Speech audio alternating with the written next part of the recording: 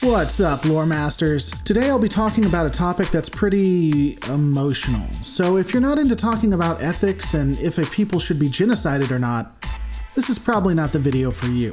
The ironic thing is that I do this video knowing that it'll cause people to unsubscribe because of how sensitive people can be to conversation. With that out of the way, let's just get into it. In my last video discussing the destruction of the Black Star, I happened to give my opinion of whom was the biggest traitor of the Earth Alliance. Namely, one Dr. Stephen Franklin. Allow me to preface this. Dr. Franklin is probably my favorite character of the television series. A realist who I think flirts with atheism even though he proclaims to believe in God, Dr. Franklin does what he thinks is needed to protect people and really wants to help. He generally seems to be a realist and someone who wants to keep to his ideals but is willing to bend when he needs to. He also is a well-written character in the TV series that is flawed and has a very fun arc. He is somewhat even the moral compass of the group, but not stupid moral. He understands that there is gray. He's very well done in the television series in my opinion. However, allow me to be clear.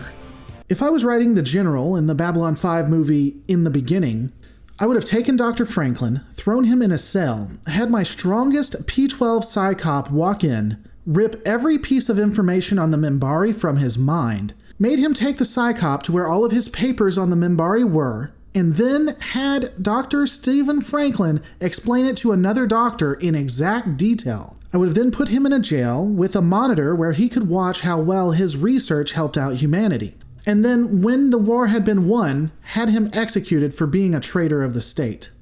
So how did I get there? In the movie, again it's called In the Beginning, Earth had started a war with the Minbari and were losing badly. Tens of thousands to hundreds of thousands of people had died, and were dying. Earth Alliance was looking at the complete annihilation of the human race. There wasn't going to be any humans left. It was a dead race. Can I emphasize that enough? Dr. Stephen Franklin had the opportunity to provide documentation to help create a biogenic weapon that would kill Minbari. And we do. What the hell is wrong with you? Get out, this is private. I just got this report about your activities where you rejoined Earth Force. It says here you spent 3 years hitchhiking on starships, trading your services as ship's doctor for free passage. That's right. And during that time, you encountered a group of Minbari off Beta Durrani. Yeah, one of their ships went down. There was no one else around. I did what I could do to save them. We didn't know what we were up against, so they all died. It's all there in the report. The hell it is. I see statements about their language, their physiology, a little about their culture. Now, I know you, Franklin. You weren't out there sightseeing. You were gathering medical data. Was there an autopsy? Yes. And did you or did you not collect detailed information about their DNA, their biology, and other areas that may be of vital importance to the Biogenetic Warfare Division? Yes, I did. And where are those notes? Sir, I am a doctor. My job is to save lives. In my opinion, I don't give a rat's ass about your opinion, mister. I want those notes. I can't do that. Excuse me? I don't think I heard that. I cannot allow my notes to be used in creating a biogenetic plague that could conceivably wipe out an entire race. That's what they're trying to do to us, son, or have you not been following the news lately? I know. And if we do the same, how are we any different? Damn it, mister! I am sorry, General. I am a doctor.